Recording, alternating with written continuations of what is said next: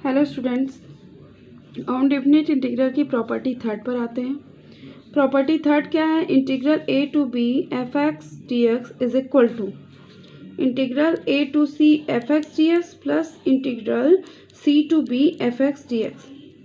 अब हमारे पास ये एक लाइन है जहाँ पर ए टू बी, यहाँ दो पार्ट हैं। अब ये इंटीग्रेशन की लिमिट है ए और ए टू बी, लेकिन इसको अब हम इस डेफिनेट इंटीग्रल को सॉल्व करने के लिए हमने यहाँ पे इसको सी पार्ट में ब्रेक किया है। सेम हमने सी पार्ट में ब्रेक कर दिया। फर्स्टली हम ए टू सी लेकर चलेंगे, फिर सी टू बी। अब ये हमारा फंक्शन जो था a to b f x d x, इसको हम यहाँ पे दो पार्ट में ब्रेक कर दिए। Integral a to c f x d x plus integral c to b f x d x. ये हमारा लेफ्ट हैंड साइड हो गया, ये राइट हैंड साइड हो गया। राइट हैंड साइड को लेकर चलते हैं और हम लेफ्ट हैंड साइड को प्रूव कर देते हैं। राइट हैंड साइड को लेकर चल रहे हैं। Integral a to c f x d x plus integral c to b f x d x. Function हमारा स्मॉल एफ एक्स है और इनका रिजल्ट जब हमने इसका इंटीग्रल कर दिया है तो हमें कैपिटल एफ एक्स मिला है। तो ये capital f x a to c यहाँ पे limit plus capital f x c to b limit. अब हम सबसे पहले अपर लिमिट रखते हैं, फिर लोअर लिमिट।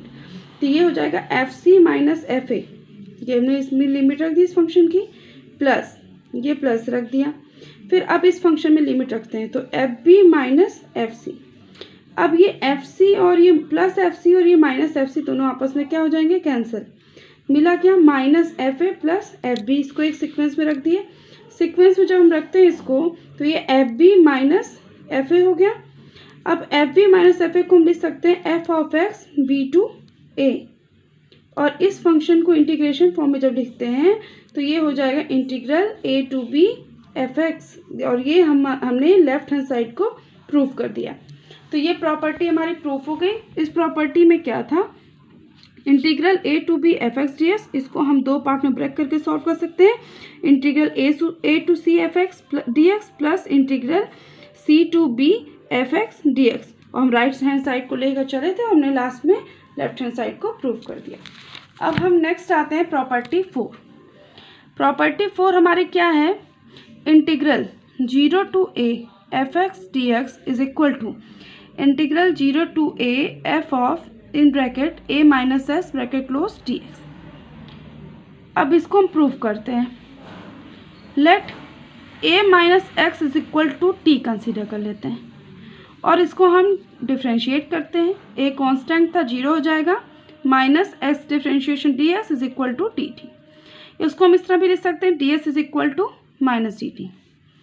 अगर हम ये जो हमारा a minus x is equal to t है, यहाँ पे जब हम x is equal to zero put करेंगे तो टी की वैल्यू क्या हो जाएगी? ए। और जब x is equal to a put करेंगे तो t की वैल्यू क्या हो जाएगी? यहाँ पे 0। अब हम यहाँ पर राइट हैंड साइड लेकर चलते हैं। राइट हैंड साइड लेकर चले हम तो zero to a f in bracket a minus s bracket close d x. अब यहाँ पे ये x की वैल्यू है। जब हमने देखा x की वैल्यू जब हम जीरो पुट किए थे, जैसे यहाँ पे लोअर लिमिट हमारी क्या है? 0। तो जब हमने x की वैल्यू जीरो पुट की तो t की वैल्यू में क्या मिल गया? a। यहाँ पे a रख देते हैं। फिर x की वैल्यू जब हम a पुट किए तो t की वैल्यू क्या मिली हमें? 0 पुट कर रहे हैं। क्यों? क्योंकि ये जो हमारा function f of a minus x था dx, ये x वेरिएबल का था। अब इसको हम चेंज कर रहे हैं t वेरिएबल में। तो ये लिमिट जो थी x is equal to 0 to x is equal to a थी। अब हमने t is equal to a to 0 में इसको कन्वर्ट कर दिया। f as it is a minus x को हमने t कंसिडर किया था और dx की वैल्यू क्या आ गई थी? इन ब्रैकेट में माइनस t थी। अब ये यहाँ पे इसको हम जब आगे सॉल्व करते हैं तो ये माइनस को हम बाहर रख दिए, minus integration a to 0 f of t d t. अब देखिए integral 0 to a f a minus x d x is equal to, अब ये क्या हो जाएगा? ये हमारे पास था minus integral a to 0 f t d t, लेकिन अब ये हो गया integration 0 to a f t d t. क्यों? हमने डेफिनेट इंटीग्रल की फर्स्ट प्रॉपर्टी यूज़ की, यूजिंग फर्स्ट प्रॉपर्टी फर्स्ट। क्या थी प्रॉपर्टी फर्स्ट? अगर integration of a to b f x d x is equal to minus integration of b to a f s d x, means अगर यहाँ पे limit जो a to b f x d x है, अगर हम इसकी limit change करते हैं तो यहाँ पे निगेटिव साइन आ जाता है। तो लिमिट हमने यहाँ a टू b थी, इसको हमने b टू a में चेंज किया तो यहाँ क्या आ गया, निगेटिव साइन।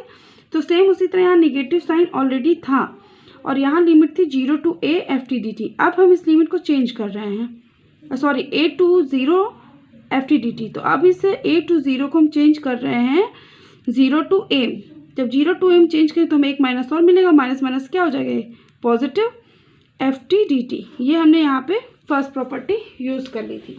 अब आगे देखते हैं 0 to a f a minus x d x is equal to, ये क्या हो जाएगा, integral 0 to a f x d x. अब ये फंक्शन हमारा था 0 to a f t d t, ये एफ एक्स डी एक्स में चेंज कैसे हुआ। तो यहाँ पे हमने जो मैंने अभी इसके पहले वीडियो में आपको भेजा था, पढ़ाया था कि डिफरेंट इंटीग्रल की सेकंड प्रॉपर्टी हमने यहाँ पे यूज़ कर ली है। सेकंड प्रॉपर्टी क्या थी, integral a to b f x d x is equal to integral a to b f t d t. Means limit वही है लेकिन यहाँ पे function f x variable, function के वेरिएबल जो है f x d x is equal to ये क्या है, एफ टी डी टी। तो इसी यूजिंग प्रॉपर्टी सेकंड हमने क्या किया, प्रॉपर्टी सेकंड का यूज़ कर लिया और यूज़ करने के बाद 0 to a f t d t change हो गया 0 to a f x d x में। और ये हमारा यहाँ पे क्या था, हमने राइट हैंड साइड हमारा था 0 to a f a minus x d x, हम राइट हैंड साइड को लेकर चले थे और यहाँ पे हमने लेफ्ट हैंड साइड को प्रूव कर दिया। ये हो गया हमारा थ्योरम 4, थ्योरम 4 हमारा प्रूफ हो गया।